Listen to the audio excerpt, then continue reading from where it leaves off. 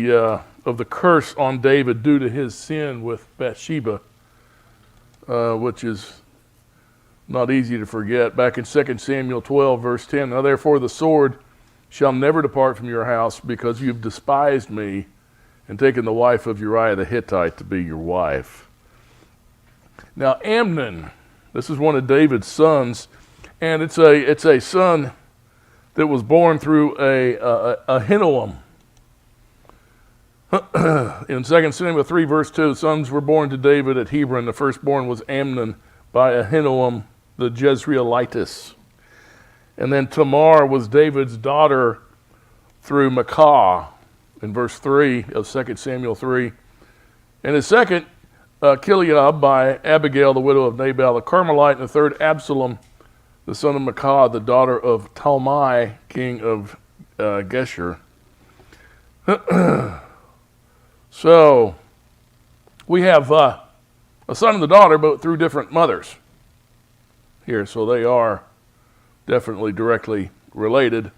2 Samuel 13, verse 2, and Amnon was so frustrated because of his sister Tamar that he made himself ill, for she was a virgin, and it seemed hard to Amnon to do anything to her.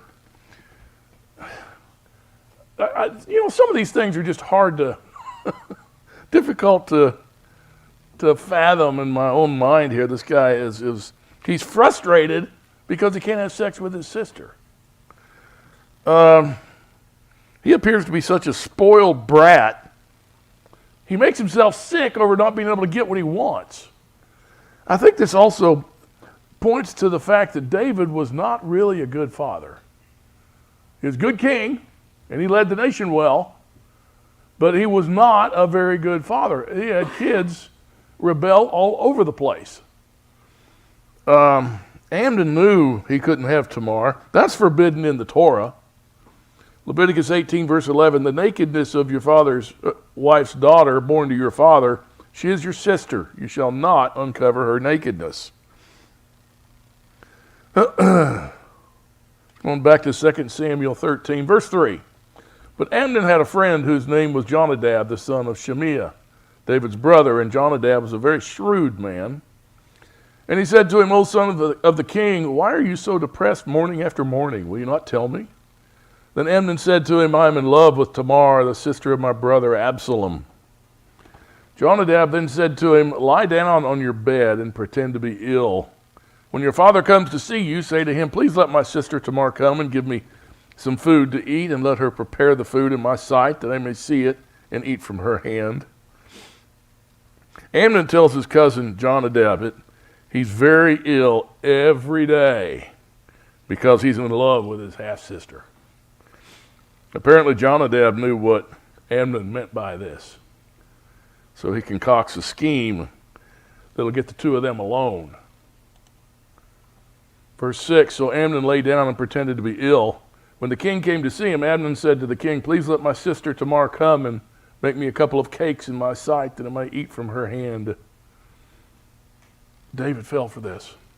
I don't know. He had to know that Amnon was a spoiled jerk. Then David sent to the house for Tamar, saying, go now to your brother Amnon's house and prepare food for him. So Tamar went to her brother Amnon's house, and he was lying down, and she took dough, kneaded it, made cakes in his sight, and baked the cakes. And she took the pan and dished them out before him, but he refused to eat. And Amnon said, have everyone go out from me. So everyone went out from him. We don't know how old these two are, Amnon and Tamar, but they each had their own house, so they're adults, at least. They're not children. Amnon got his father to come see him and make him something to eat. There were apparently other servants present, and Amnon, you got to get rid of them, because if you're going to do what he did, you don't want anybody around. Verse 10, and then Amnon said to Tamar, bring the food into the bedroom that I may eat from your hand. So Tamar took the cakes which she made and brought them into the bedroom to her brother Amnon. When she brought them to him to eat, he took hold of her and said to her, come, lie with me, my sister. But she answered him, no, my brother, do not violate me, for such a thing is not done in Israel. Do not do this disgraceful thing. Well, it's a violation of Torah, naturally. The penalty for a man to have relations with his half-sister is to be expelled from Israel. In Leviticus 20, verse 17, if there's a man who takes his sister, his father's daughter or his mother's daughter, so that he sees her nakedness and she sees his nakedness, it is a disgrace. They should be cut off in the sight of the sons of their people. He has uncovered his sister's nakedness, he bears his guilt. Verses 13 and 14, as for me, where could I get rid of my reproach? And as for you, you'll be like one of the fools in Israel. Now therefore please speak to the king, for he will not withhold me from you.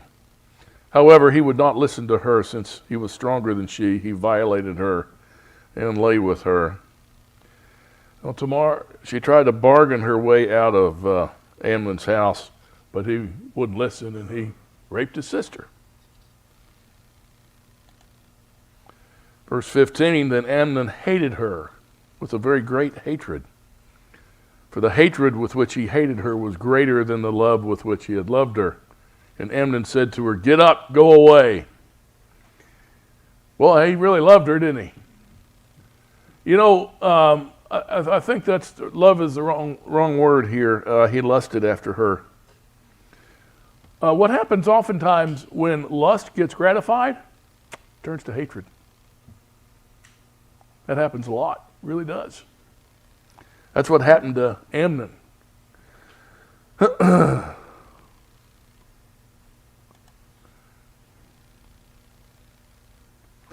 Let's see. Yep, missing verse 16. No, there's verse 16. But she said to him, no, because this is wrong in sending me away is greater than the other that you have done to me. Yet he would not listen to her.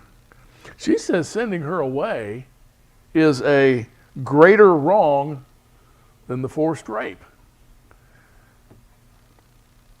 Why? Why would she say that? Seems unusual, doesn't it? First of all, he drove everyone out. How could she prove it was right? It's going to be tough. And now, since he's casting her out, she really can't marry within Israel. She's not a virgin. Amnon, he's supposed to marry her. In Deuteronomy 22, verses 28 and 29, if a man finds a girl who is a virgin who is not engaged and seizes her and lies with her and they're discovered, then the man who lay with her shall give the girl's father 50 shekels of silver. She shall become his wife because he's violated her. He cannot divorce her all his days. I've heard this get mocked before by skeptics online. Well, if you want a girl, if there's a hot girl you want, just rape her. Then she'll have to marry you. No, it's not quite like that, okay? First of all, in Israel, it's not intended that everyone, that say the young ladies go out, put miniskirts on, and go to the bar till 3 in the morning every weekend. That's not what they do, okay? Their family's there to protect them. It's a totally different mindset. It's this type of thing. If a girl gets raped, what's her future? None. She can't get married. So what's she do with the rest of her life? Lives with her family. Well, here, the guy's going to marry. He's got to take care of her, and she has the rights of a wife. He has to take care of her. He has to provide for her and her children when she has them. You know, and I've heard people mock that, but there's just certain situations there's no good answer. That's just all there is to it. Okay, well, you put this guy to death for doing it. Okay, now where's the girl again? She's nowhere. So, you remember the penalty for a woman who was supposed to be a virgin at wedding night that wasn't a virgin? What was the penalty for that? Going to be stoned outside your father's house. Going to be stoned outside your father's house. Why? Why outside the father's house? Because he's the one that's, yes, exactly. He's the one supposed to protect her. That's why. That's his job.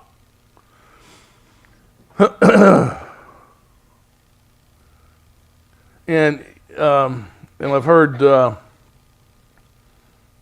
it say that it's not a big deal. Why was it important to be a virgin on your wedding night and all those things? But the fact of the matter is, marriage is supposed to be a blood covenant, and that's what it's all about. And that's a rare thing today. Like I said, we have a decadent society. We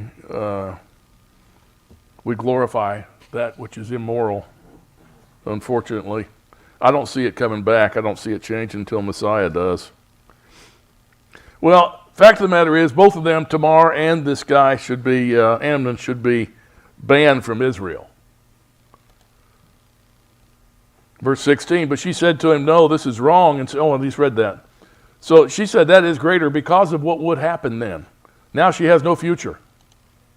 Verse 17, then he called his young man who attended him and said, now throw this woman out of my presence, and lock the door behind her. Now she had on a long-sleeved garment, for in this manner the virgin daughters of the king dressed themselves in robes. Then his attendant took her out and locked the door behind her. And Tamar put ashes on her head and tore her long-sleeved garment which was on her. And she put her hand on her head and went away, crying aloud as she went. Now Tamar, she's in mourning over her situation here. Her actions were those of a widow mourning for her husband. But that's obviously not the case, but she felt like her life was ruined. And in many ways it was. Verse 20, then Absalom, her brother, said to her, has Amnon, your brother, been with you? But now keep silent, my sister. He's your brother. Do not take this matter to heart. So Tamar remained and was desolate in her brother Absalom's house. Apparently Absalom knew Amnon. So he figured out what happened. He said to keep this quiet in the house, okay? He plans on taking revenge on Amnon when he least expects it. Verse 21, now when King David heard of all these matters, he was very angry. But Absalom did not speak to Amnon either good or bad, for Absalom hated Amnon because he had violated his sister Tamar. David, here we go with the father thing again. What did David do about it? So he finds out about it. What did he do? Nothing. What should he have done? Tell Amnon to hit the road, don't come back. Okay, you're out in the desert. You're out in the wilderness now. But he didn't do it. You know, he's David's firstborn. He just couldn't bring himself to, I don't think he could bring himself to discipline his kids at any time. From what I'm seeing here. I don't think he disciplined his kids at all. Now, Absalom hated Amnon for this, and he's going to get him back. Daddy's not going to punish him, but Absalom will. Verse 23, came about that after 2 full years, Absalom had sheep shearers in Baal Hazor, which is near Ephraim. And Absalom invited all the king's sons. And Absalom came to the king and said, behold now your servant has sheep shearers. Please let the king and his servants go with your servant.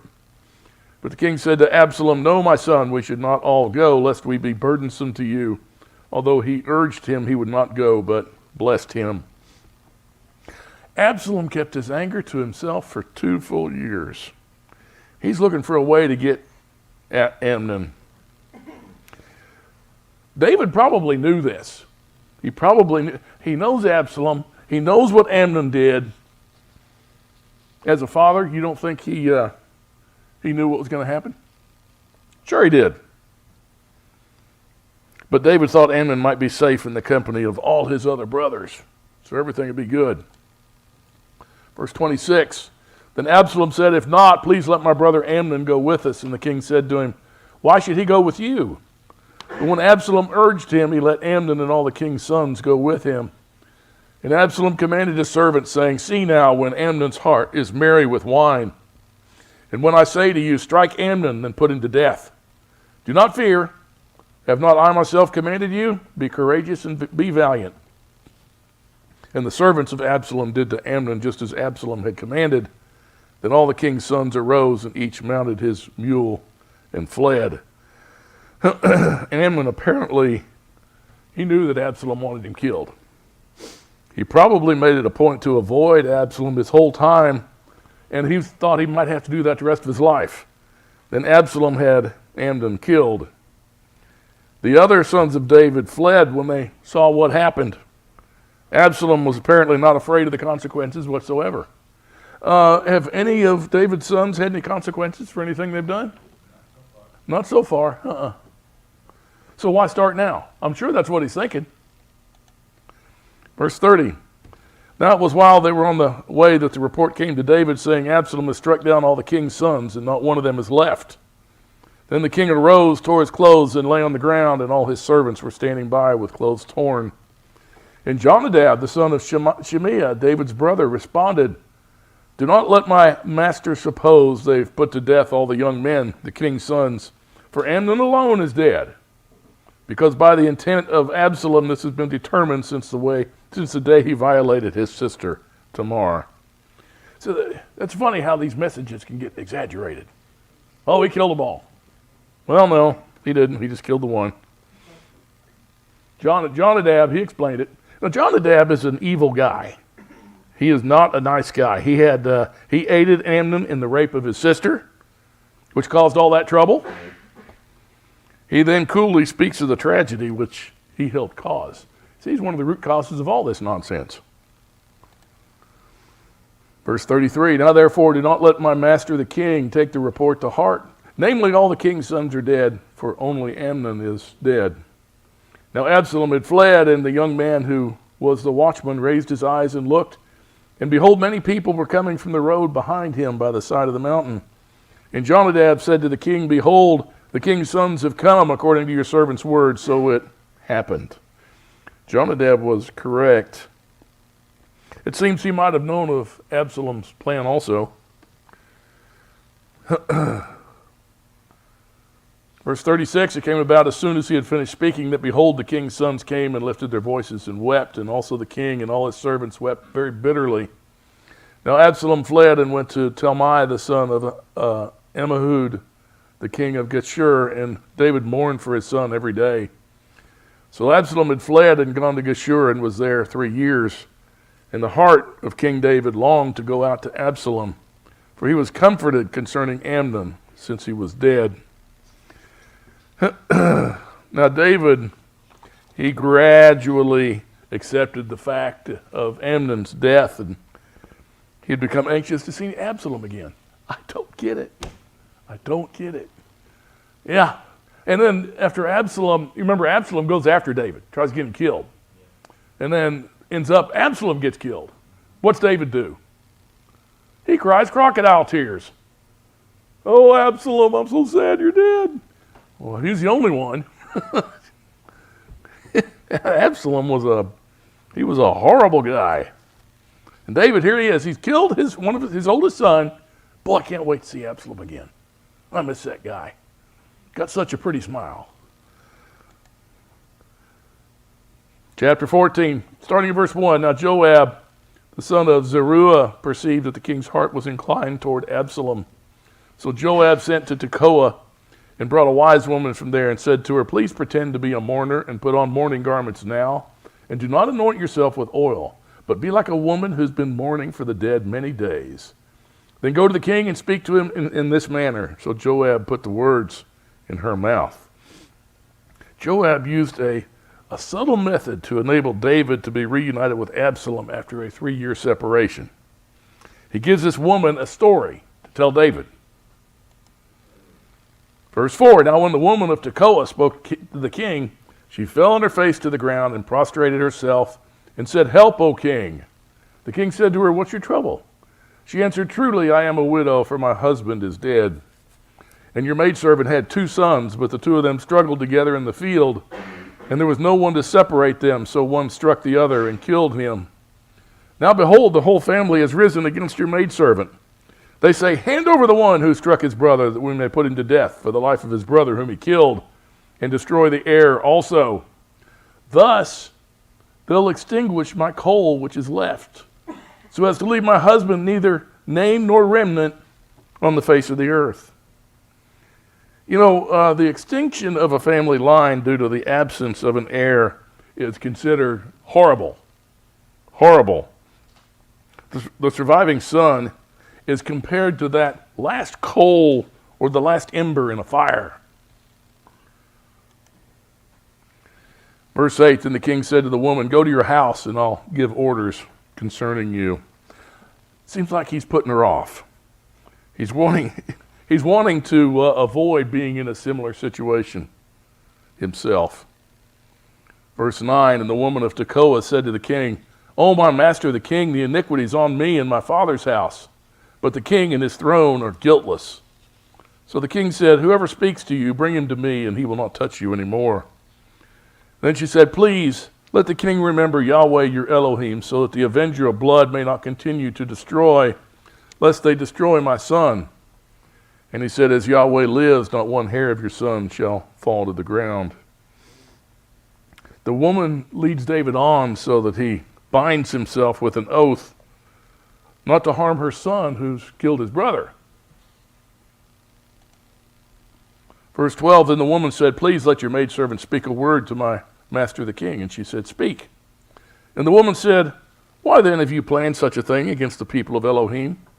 For in speaking this word, the king is as one who is guilty, and that the king does not bring back his banished one. The woman applied David's judgment to his own situation with Absalom.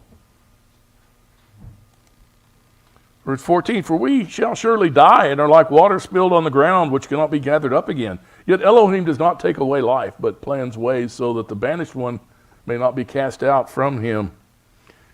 So she reminds him of the brevity of life.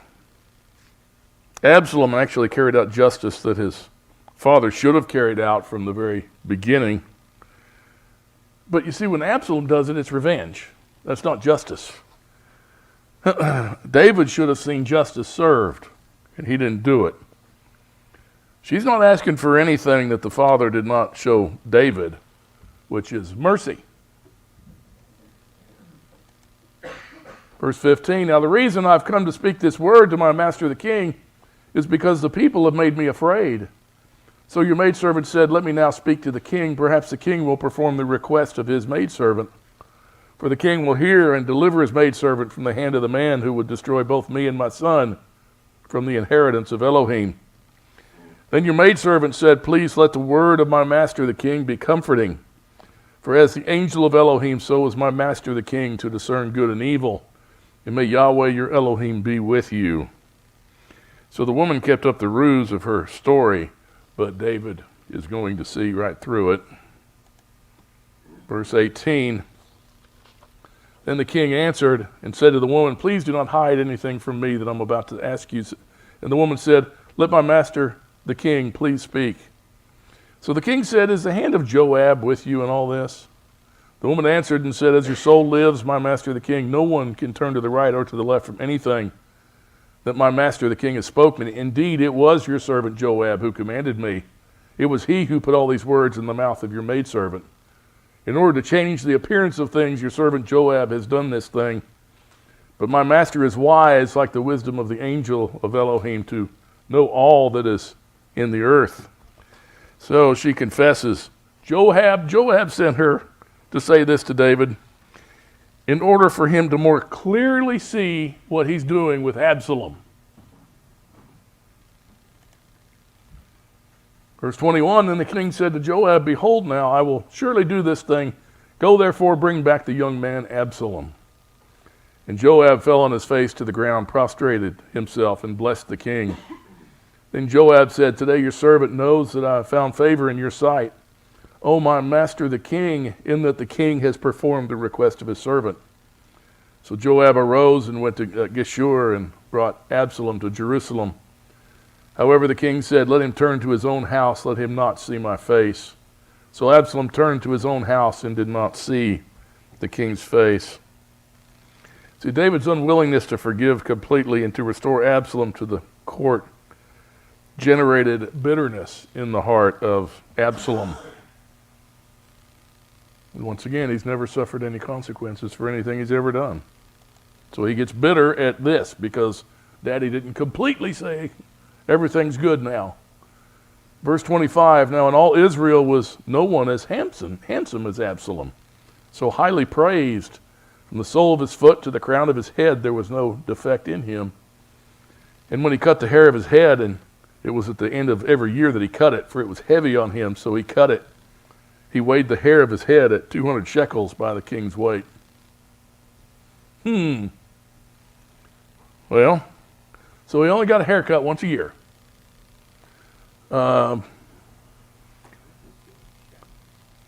What's that? How much is 200 shekels? Okay. I looked it up. Glad you asked that. How much does his hair weigh when he gets his annual haircut? 3.5, 4 pounds. Yeah, and hair weight, that's a lot, you know? Yeah. So he could really grow a head of hair. And he was really pretty too. He's a pretty boy. Verse 27.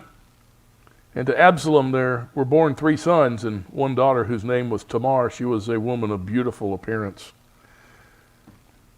Absalom's 3 sons actually died before he did. That's in 2 Samuel 18, verse 18. Now Absalom in his lifetime had taken and set up for himself a pillar, which is in the king's valley, for he said, I have no son to preserve my name. So he named the pillar after his own name, and it's called Absalom's monument to this day. Verse 28, and Absalom lived 2 full years in Jerusalem and did not see the king's face.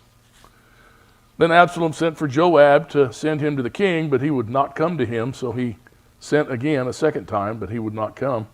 Therefore he said to his servants, see, Joab's field is next to mine. He's barely there. Go and set it on fire. So Absalom's servants set the field on fire. Then Joab arose, came to Absalom at his house, and said to him, why have your servants set my field on fire? Absalom, he was growing increasingly bitter toward anyone who was allied with his father.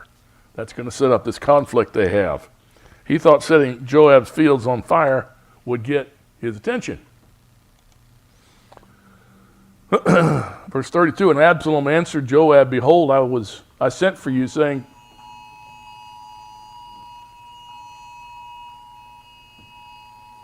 was there a kid stolen?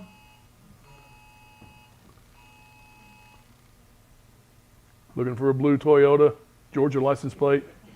Is that it?